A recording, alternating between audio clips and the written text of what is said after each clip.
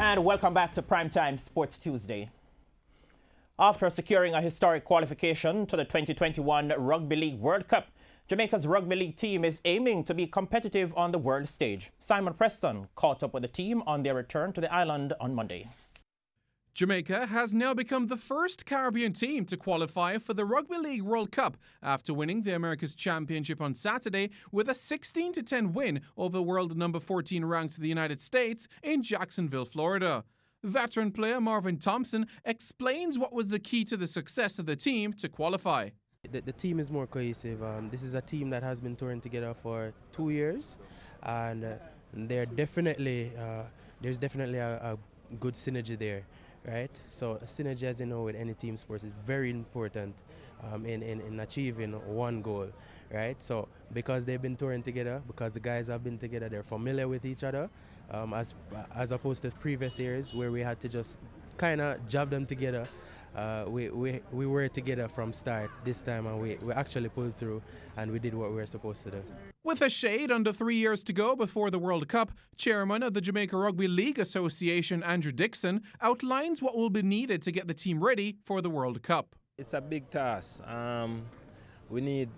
Resources are limited. We need everything. We need Jamaica. We need a ministry. We need a rugby field. That is what it is important, you know. That is what helped the sport to grow, you know, help us to be better players, you know, and we need it. We need all the help we can get.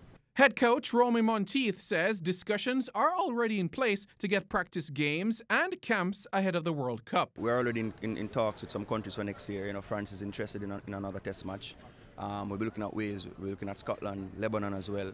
And of course, you know, there's an annual America's Championship, which we have won for the first time. You know, so we have USA and Canada next year again.